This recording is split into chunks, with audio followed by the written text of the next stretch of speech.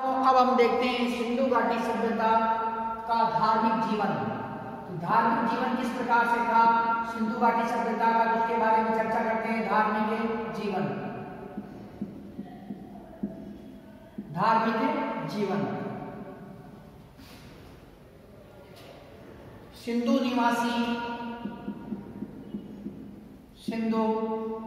निवासी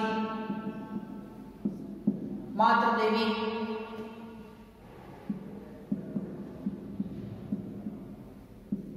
लिंग योनि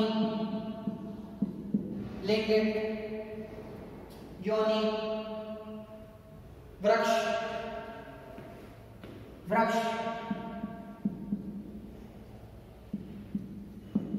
प्रतीक वृक्ष प्रतीक पशु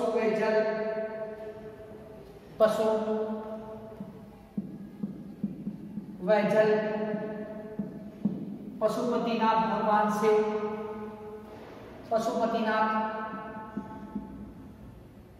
पशुपतिनाथ भगवान शिव,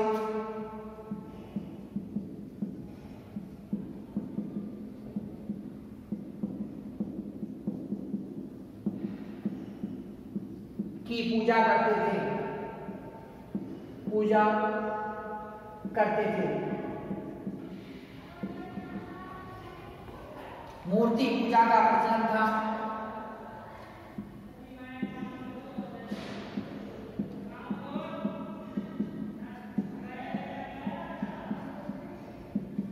प्रकृति पूजा का प्रचलन था। प्रकृति की पूजा की जाती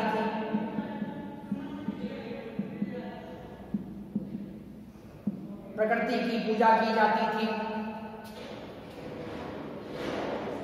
सूर्य पूजा, अग्नि पूजा,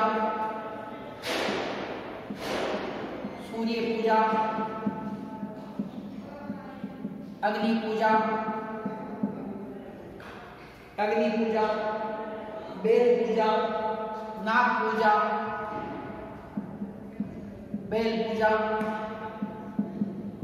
पूजा,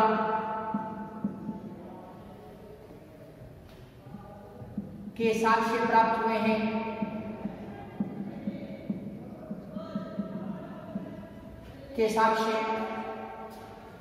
हैं।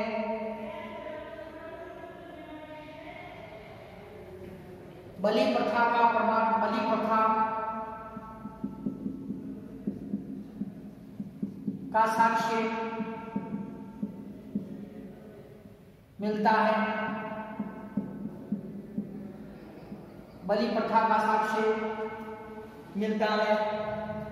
हड़प्पा सभ्यता से या सिंधु सभ्यता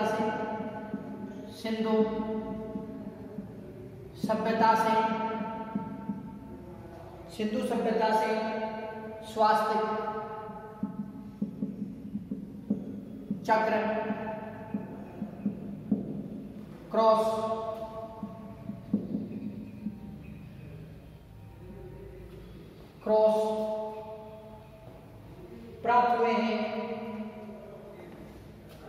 प्राप्त हुए हैं जो सूर्य पूजा के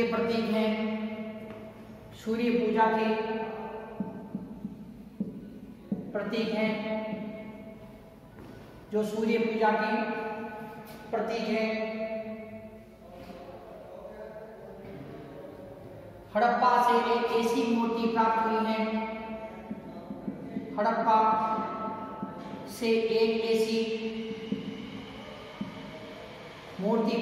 है।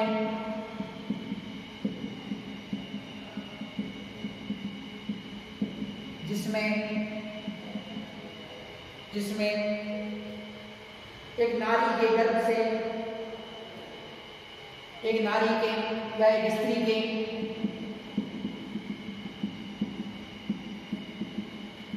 गर्भ से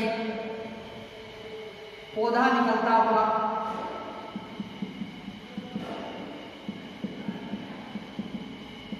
बताया गया है।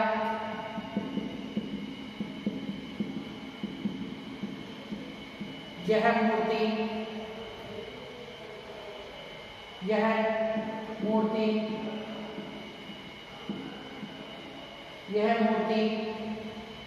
निकलता हुआ बताया गया है। यह मूर्ति उर्वरा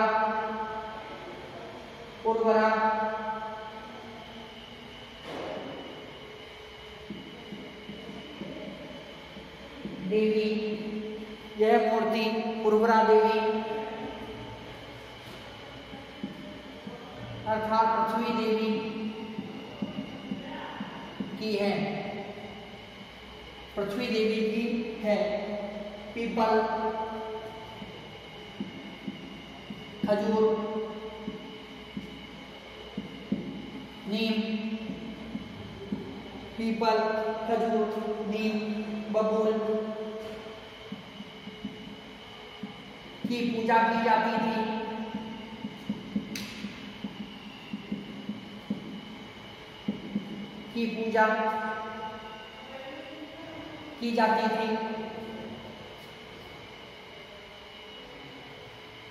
मोहनजोदड़ो से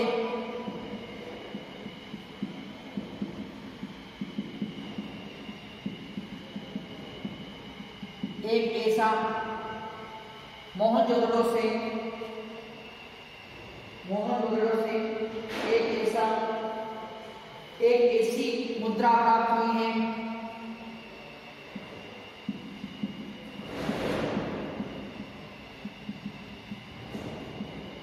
ऐसी मुद्रा प्राप्त हुई है जिस पर 3 मुख वाला पुरुष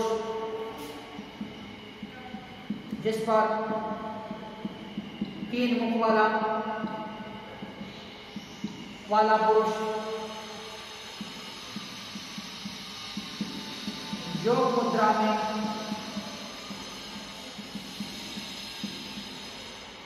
बैठा है।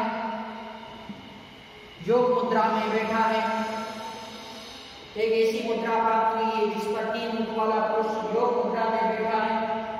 इसके सिर पे 2 सींग हैं, जिसके सिर पर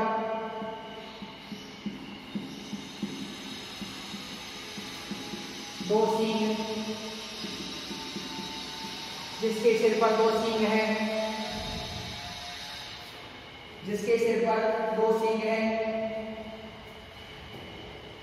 दाहिनी तरफ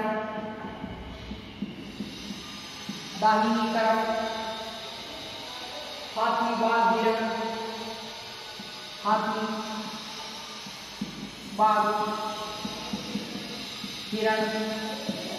दाहिनी तरफ हाथी बाघ हिरण तथा बाईं तरफ गेंडा व भैंसा है तथा बाईं तरफ गेंडा व भैंसा है।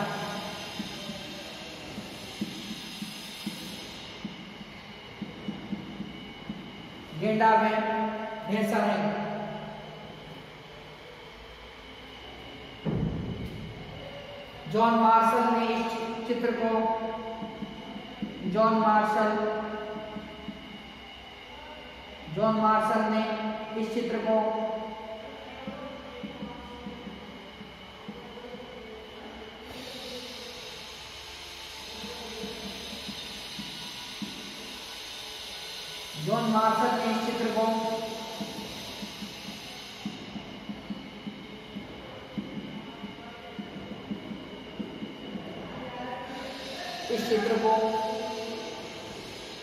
भगवान शिव का चित्र बताया है।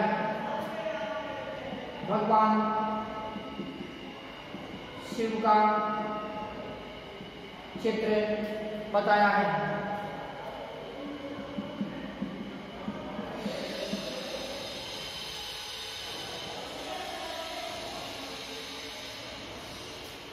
भगवान शिव का चित्र बताया है।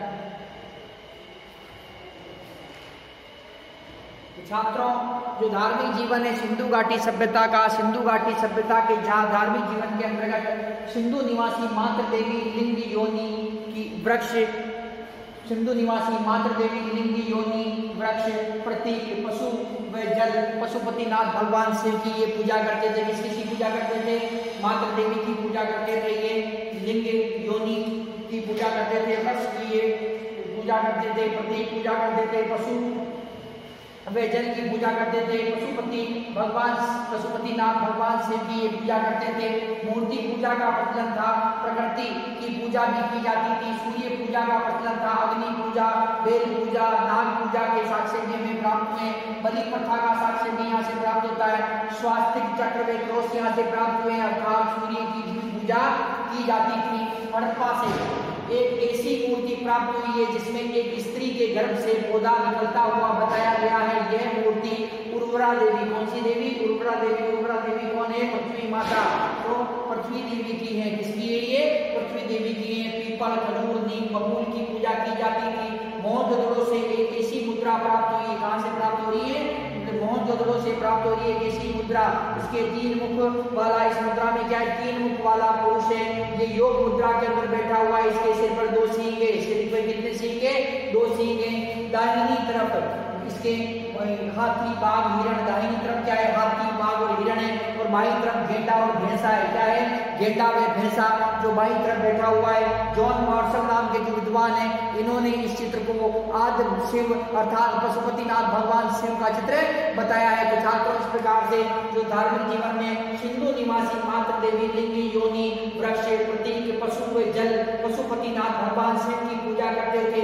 मूर्ति पूजा का प्रचलन था, प्रकृति पूजा भी की जाती थी, सूर्य पूजा, अग्नि पूजा, बेल पूजा, नाग की पूजा के साक्ष्य प्राप्त हुए, बलि प्रथा का भी साक्ष्य प्राप्त हुआ है। सिंधु सभ्यता से स्वास्तिक चक्र क्रॉस प्राप्त हुए जो सूर्य पूजा के प्रतीक थे। हड़प्पा से एक ऐसी मूर्ति प्राप्त हुई है जिसमें एक स्त्री के गर्भ से निकलता हुआ जो एक स्त्री के गर्भ से पौधा निकलता हुआ बताया गया। ये मूर्ति किसकी थी? उर्वरा देवी या पृथ्वी देवी की थी। पीपल, खजूर, नीम, बबूल की पूजा की जाती थी। किसकी पूजा की जाती थी? पीपल, खजूर, नीम, बबूल की पूजा की जाती थी। मोहनजोदड़ो से एक ऐसी मुद्रा प्राप्त हुई है जिस पर 3 मुख वाला पुरुष योग मुद्रा में बैठा है। इसमें मोहनजोदड़ो से एक ऐसी मुद्रा प्राप्त हुई है जिस पर 3 मुख वाला पुरुष योग मुद्रा में बैठा है, जिसके सिर पर 2 सींग है। दाहिनी तरफ हाथी, बाघ, हिरण तथा बाईं तरफ गेंडा व भैंसा है। जॉन मार्शल ने इस चित्र को भगवान शिव का चित्र बताया है।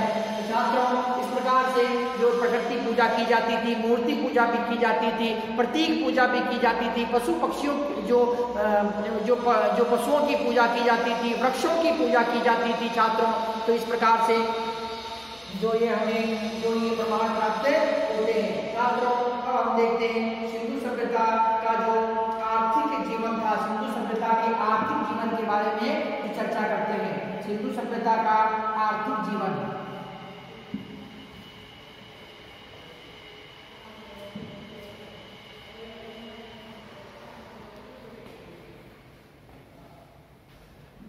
सिंधु सभ्यता का आर्थिक जीवन।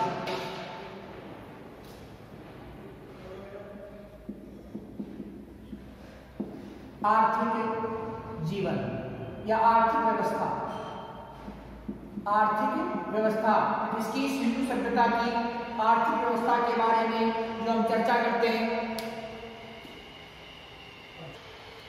छात्रों, तो धार्मिक व्यवस्था के अंदर हम देखते हैं छात्रों इसके अंतर्गत कि आर्थिक जीवन का सिंधु वासियों का जो आर्थिक जीवन था उसका मुख्य आधार कृषि व पशुपालन था।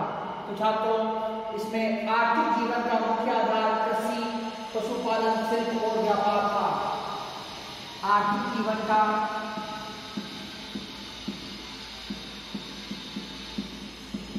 मुख्य आधार, आर्थिक जीवन का मुख्य आधार कृषि, पशुपालन, शिल्प, कृषि, पशुपालन,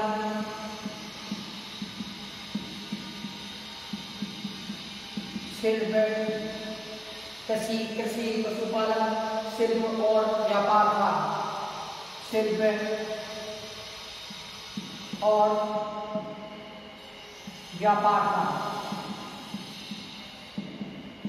व्यापार था।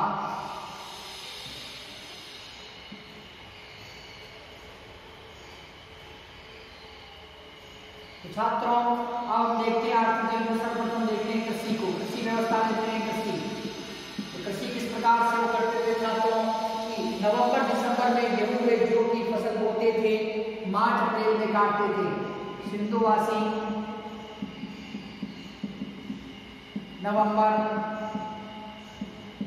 अप्रैल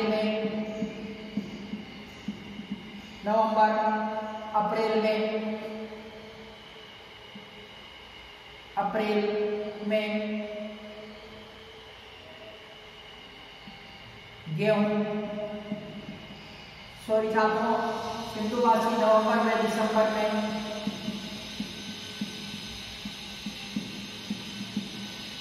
गेहूं की फसल बोते थे। गेहूं व जौ की फसल बोते थे।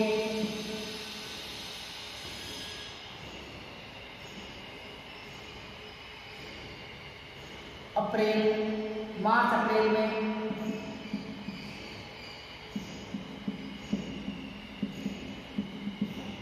इस फसल को काट लेते थे।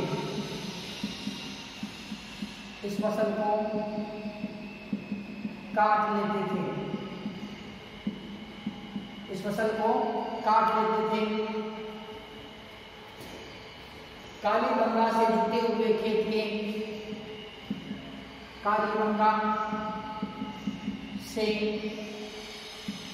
जुटे हुए खेत के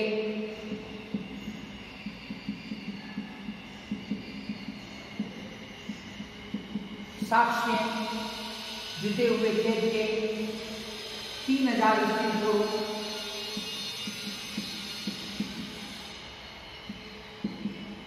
प्राचीन साक्ष्य प्राप्त हुए हैं।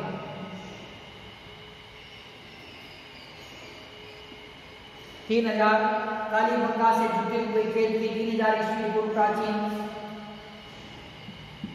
साक्ष्य प्राप्त हुए हैं। सिंधु सभ्यता में 9 प्रकार की फसलों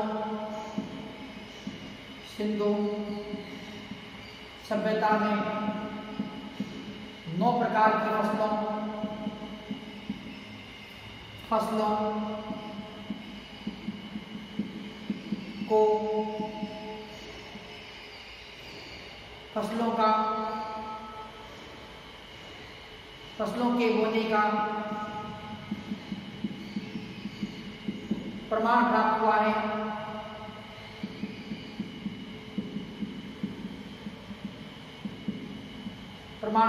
है। जैसे गेहूं 3 प्रकार की किस्में। गेहूं की कितनी किस्म थी? 3 प्रकार की किस्में। जौ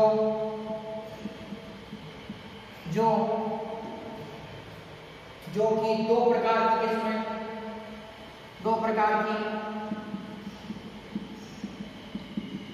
की किस्में।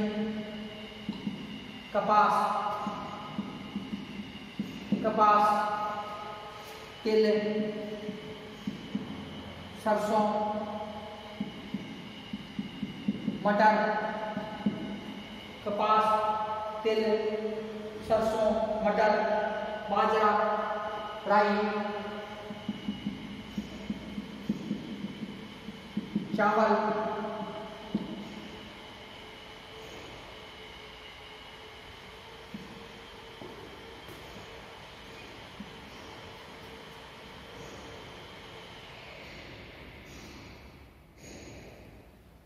सिंधु सभ्यता में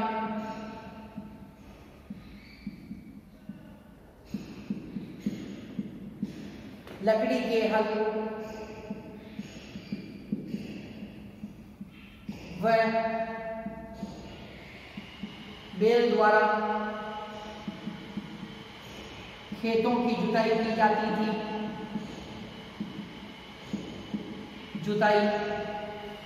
की जाती थी। खेतों की जुताई की जाती थी और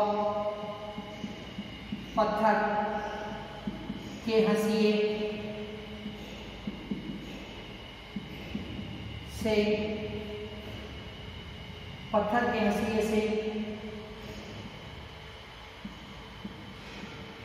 फसलों को काटा जाता था।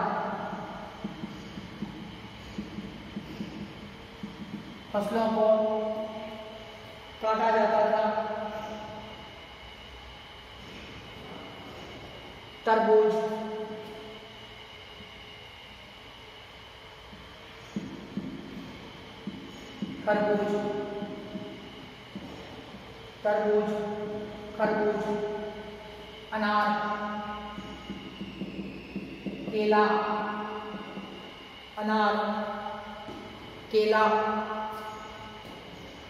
नारियल, खजूर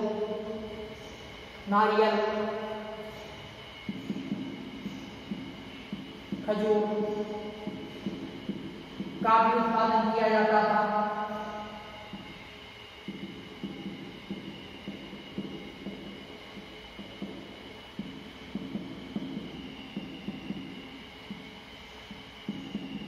रोजदी से बाजरे की 6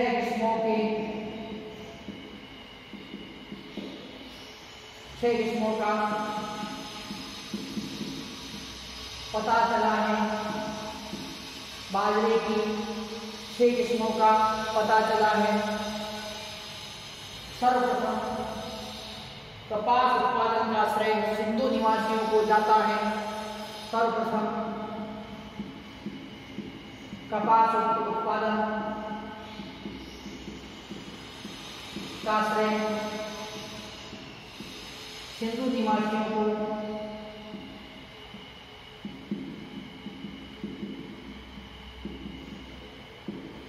जाता है।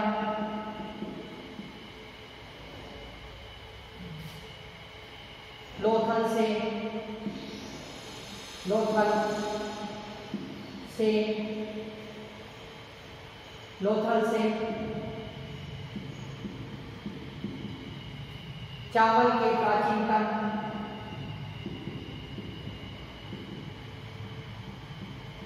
प्रमाण प्राप्त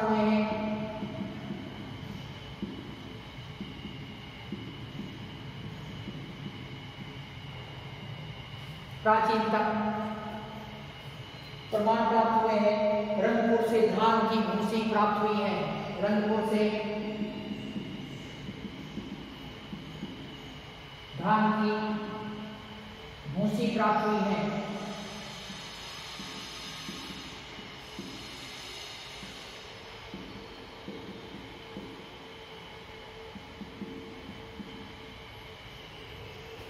धान की भूसी प्राप्त हुई है। छात्रों, जो आर्थिक जीवन है सिंधु सभ्यता का, जो आर्थिक जीवन का मुख्य आधार क्या है? कृषि, पशुपालन, शिल्प और व्यापार का। तो मुख्य क्या व्यवसाय करते थे? कृषि करते थे सिंधु निवासी, पशुपालन करते थे, शिल्प करते थे तथा शिल्प का कार्य करते थे। इसके अतिरिक्त जो व्यापार का कार्य करते थे। तो कृषि के अंतर्गत हम देखते हैं सिंधु निवासी थे। सिंधु निवासी जो नवंबर में दिसंबर में गेहूं व जौ की फसल बो देते थे। जब नदियों के बाढ़ का पानी उतर जाता था तब वो क्या करते थे? नवंबर में दिसंबर के अंदर जौ व गेहूं की फसल बो देते थे तथा मार्च व अप्रैल के अंदर ये काट लेते थे। फसल किससे काटते थे? फसल ये जो पत्थर के बने हंसिए से फसल काटते थे तथा जो खेतों की जुताई करते थे, लकड़ी के हल तथा जो बेलों के माध्यम से, जो बेल है बेलों के माध्यम से, लकड़ी के हल तथा बेलों के माध्यम से क्या करते थे? खेतों की जो जुताई करते थे। छात्रों, इसके साथ ही ये क्या करते थे? इसके साथ ही ये जो कालीबंगा नामक जो स्थान है, कालीबंगा नामक पुरातात्विक स्थल है, यहाँ से हमें 3000 ईस्वी पूर्व प्राचीन, कितना 3000 ईस्वी पूर्व प्राचीन जुते हुए खेत के साक्ष्य प्राप्त हुए। खेत को जोता जाता था। इससे पता चलता है कि बेल व लकड़ी के हल के माध्यम से खेत को जोता जाता था। और जुता हुआ खेत जो विश्व का सबसे प्राचीनतम जुता हुआ खेत है, कहाँ से प्राप्त होता है? कालीबंगा नामक पुरातात्विक स्थल से हमें ये प्राप्त होता है। 3000 ईस्वी पूर्व ये प्राचीन है। सिंधु सभ्यता में 9 प्रकार की फसलों के बोने का प्रमाण प्राप्त होता है। कितने प्रकार की फसलों के बोने का प्रमाण प्राप्त होता है? 9 प्रकार की फसलों के बोने का प्रमाण प्राप्त होता है। गेहूं की 3 प्रकार की फसल बोई जाती थी, जौ की 2 प्रकार की फसल बोई जाती थी, कपास, तिल, सरसों, मटर, बाजरा, राई, चावल। तो इस प्रकार से ये जो फसलें हैं छात्रों, ये फसलें हैं जो सिंधु सभ्यता के अंदर प्रमुख रूप से बोई जाती थी। सिंधु सभ्यता में लकड़ी के हल में बैल के द्वारा खेतों की जुताई की जाती थी और पत्थर के हंसिए से जो फसलों को काटा जाता था। तरबूज, खरबूज, अनार, केला, नारियल, खजूर का भी उत्पादन किया जाता है था। तो छात्रों यहाँ पर तरबूज बोया जाता था, खजूर, अनार, केला, नारियल, खजूर का भी उत्पादन होता था। रोजदी से बाजरे की, रोजदी नामक जो पुरातात्विक स्थान है वहां से हमें बाजरे की खेती क्या प्रमाण प्राप्त हुआ है तथा साथ ही बाजरे की 6 किस्में, 6 प्रकार की जो बाजरे को बोया जाता था, 6 बाजरे की 6 किस्म थी, उसका हमें प्रमाण प्राप्त होता है। कहां से? रोजदी नामक पुरातात्विक स्थल से। सर्वप्रथम कपास उत्पादन करने का श्रेय किसे जाता है? सिंधु सभ्यता के लोगों ने सर्वप्रथम कपास का उत्पादन किया। लोथल से चावल के प्राचीनतम, लोथल से हमें चावल के प्राचीनतम हमें प्रमाण प्राप्त होते हैं तथा जो रंगपुर से धान की भूसी हमें प्राप्त हुई है। तो हमें इससे पता चलता है कि सिंधु निवासी ये कृषि करने में पारंगत थे और विभिन्न प्रकार की जो फसलों का उत्पादन ये करते थे। तो छात्रों अब हम देखते हैं कि जो पशुपालन, सिंधु सभ्यता के जो निवासी थे वो किन किन पशुओं को पालते थे, तो पशुपालन के बारे में हम चर्चा करते हैं। छात्रों जो सिंधु निवासी थे ये कृषि कार्य में पारंगत थे, इसी प्रकार से पशुपालन करने में भी पारंगत थे। और हमें जो पुरातात्विक स्थानों की जो हमने खुदाई की तो वहां से हमें कई प्रकार की हमें मूर्तियां प्राप्त हुई है, पशुओं की मूर्तियां प्राप्त हुई है, पशुओं की जो अस्थियां प्राप्त हुई है, जिनसे हमें ये पता चलता है कि सिंधु निवासी थे। सिंधु निवासी जो ये कृषि के साथ साथ पशुपालन करने में भी ये पारंगत है। तो पशुपालन, तो अब देखते हैं पशुपालन।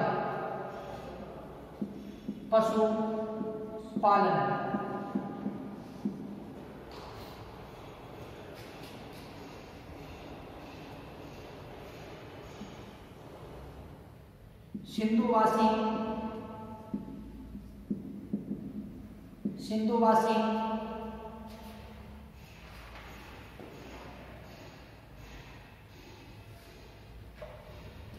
कुबड़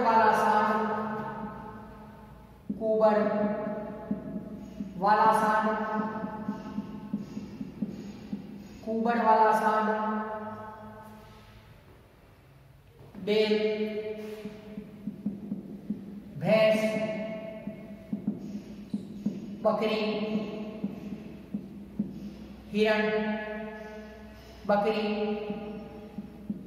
हिरण, खरगोश, कुत्ता, बिल्ली, हाथी,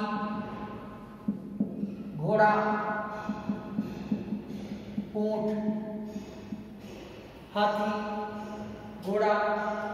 ऊंट, सूअर पालते थे।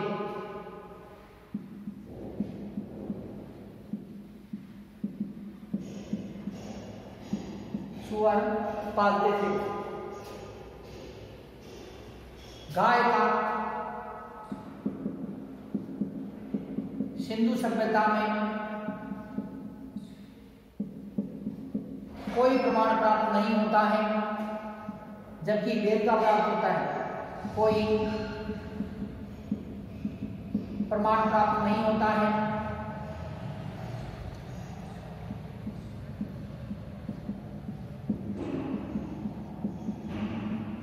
कोई प्रमाण प्राप्त नहीं होता है।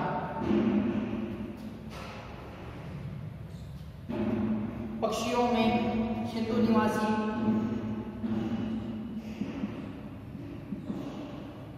पक्षियों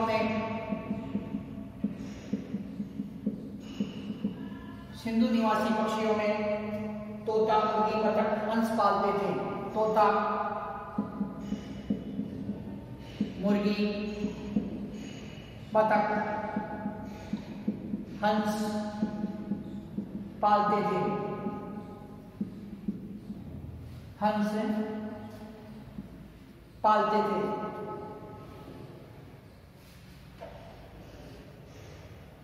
सुरकोटड़ा नामक स्थान से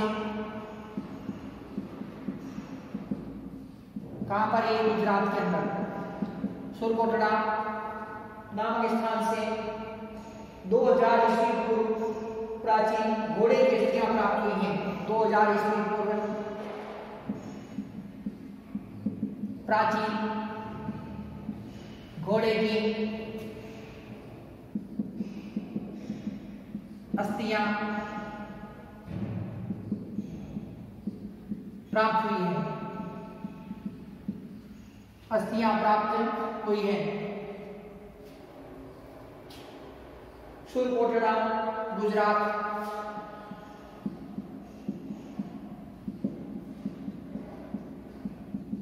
सुरकोटड़ा कहां पर है?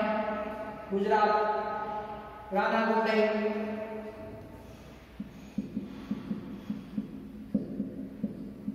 रानागुंडई बलूचिस्तान। लोथल गुजरात।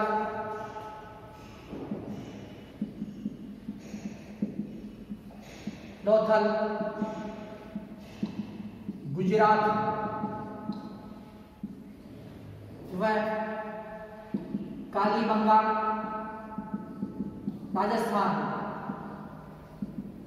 कालीबंगा राजस्थान से भी घोड़े के प्रमाण प्राप्त हुए हैं। से भी घोड़े के प्रमाण प्राप्त हुए हैं। से भी घोड़े के प्रमाण प्राप्त हुए हैं।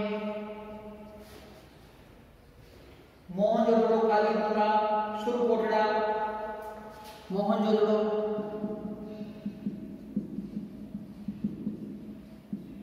कालीबंगा सुरकोटड़ा। सुरकोटड़ा हड़प्पा से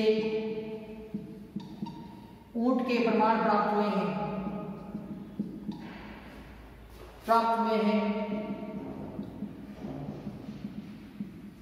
ऊंट के प्रमाण प्राप्त हुए हैं। सिंधुवासी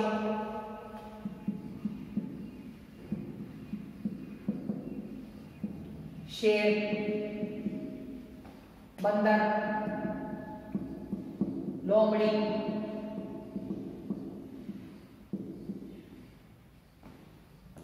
गेंडा, गेंडा,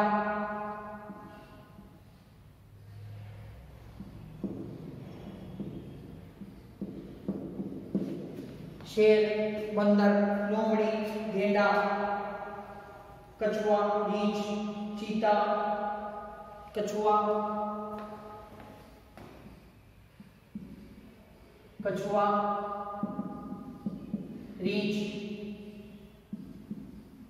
चीता, कछुआ, रीछ, चीता, कछुआ, रीछ, चीता, मगरमच्छ, घड़ियाल, मगरमच्छ, घड़ियाल,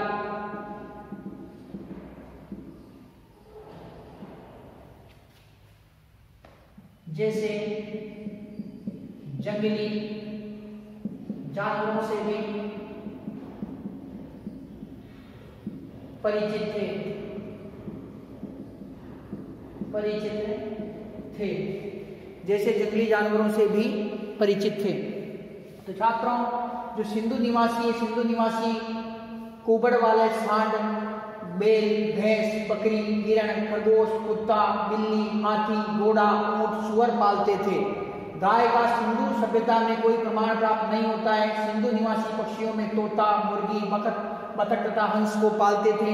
सुरकोटड़ा गुजरात, जो गुजरात के सुरकोटड़ा नामक स्थान से 2000 ईस्वी पूर्व प्राचीन घोड़े की अस्थियां प्राप्त हुई। हमें कहां से प्राप्त हुई है? सुरकोटड़ा नामक स्थान से हमें घोड़े की अस्थियां प्राप्त होती है। कितनी? 2000 ईस्वी पूर्व प्राचीन घोड़े की अस्थियां से प्राप्त होती है। सुरकोटड़ा जो गुजरात के अंदर स्थित है, रानागुंडई जो बलूचिस्तान में स्थित है, लोथल जो गुजरात के अंदर स्थित है, कालीबंगा जो राजस्थान में स्थित है, यहाँ से हमें घोड़े के प्रमाण जो प्राप्त हुए हैं। मोहनजोदड़ो, कालीबंगा, सुरकोटड़ा, हड़प्पा से हमें ऊंट के प्रमाण प्राप्त हुए। मोहनजोदड़ो, कालीबंगा, हड़प्पा, यहाँ से हमें किसके प्रमाण प्राप्त हुए? ऊंट के हमें प्रमाण प्राप्त हुए हैं। सिंधु निवासी शेर, बंदर, लोमड़ी, गेंडा, कछुआ, रीछ, चीता, मगरमच्छ, घड़ियाल जैसे जंगली जानवरों को भी जानते थे। कौन कौन से जंगली जानवरों को जानते थे? शेर, बंदर, लोमड़ी, गेंडा, कछुआ, रीछ, चीता, मगरमच्छ, घड़ियाल जैसे जंगली जानवरों को भी ये जानते थे। छात्रों, इस प्रकार से जो सिंधु निवासी थे, सिंधु निवासी पशुपालन भी करते थे तथा ये पालतू पशुओं तथा जंगली पशुओं दोनों से ही ये परिचित थे।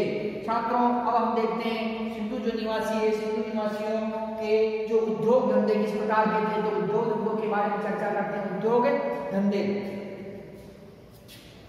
उद्योग धंधे,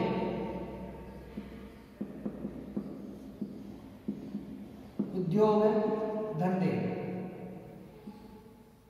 तो सिंधु निवासियों के उद्योग धंधे के बारे में देखते हैं छात्रों कि कौन कौन से उद्योगों के बारे में जानते थे ये। धातु व मिट्टी के बर्तन, व मिट्टी के बर्तन निर्माण उद्योग, मिट्टी के बर्तन निर्माण उद्योग, आभूषण निर्माण उद्योग,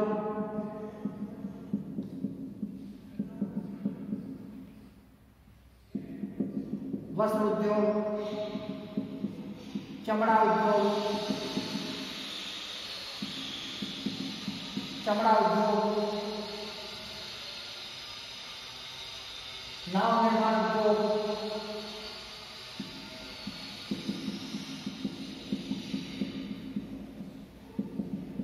नाव निर्माण उद्योग, कांसे में स्वर्ण,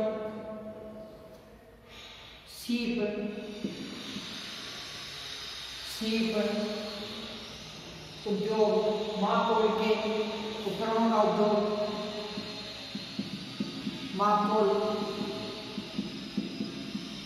उपकरण बनाने का उद्योग, मापतोल के उपकरण बनाने का उद्योग,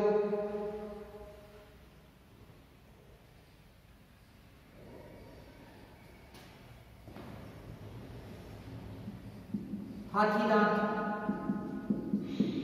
सीप, शंख, हाथी दांत, सीप, शंख, कांसे, सोने से आभूषण का निर्माण किया जाता था।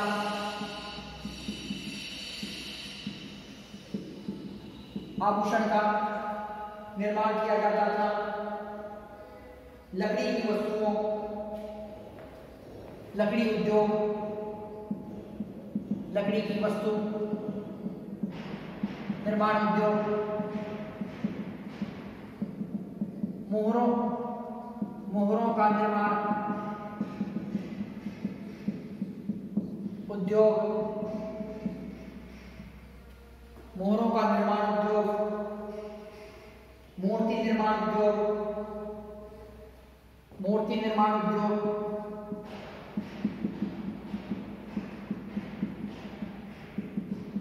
इस प्रकार से छात्रों जो सिंधु घाटी सभ्यता है, सिंधु घाटी सभ्यता के अंतर्गत धातु व मिट्टी के बर्तनों का निर्माण किया जाता। किस किस के धातु व मिट्टी के बर्तनों का निर्माण किया जाता था? आभूषण निर्माण उद्योग, वस्त्र निर्माण उद्योग, चमड़ा उद्योग, नाव निर्माण उद्योग, सीप उद्योग, मापतोल के उपकरण बनाने के उद्योग, हाथी दांत, सीप, शंख, कांसे, सोने से आभूषणों का निर्माण किया जाता था। लकड़ी की वस्तुओं का निर्माण उद्योग, मोहरों का निर्माण उद्योग तथा मूर्ति निर्माण उद्योग। तो इस प्रकार से ये जो निम्नलिखित उद्योग थे, तो इन उद्योगों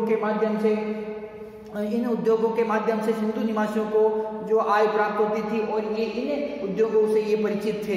तो छात्रों जो ये उद्योगों से परिचित थे, इनमें धातु व मिट्टी के बर्तन निर्माण उद्योग, आभूषण निर्माण उद्योग, वस्त्र निर्माण उद्योग, चमड़ा निर्माण उद्योग, नाव निर्माण उद्योग, सीप उद्योग, मापतोल के उपकरण बनाने का उद्योग, रंगाई छपाई का उद्योग विकसित था। यहाँ पर हाथी दांत सीप, शंख, कांसे, सोने से आभूषण का निर्माण किया जाता था।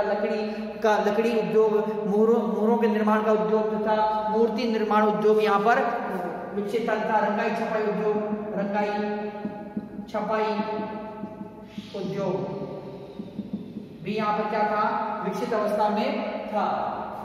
छात्रों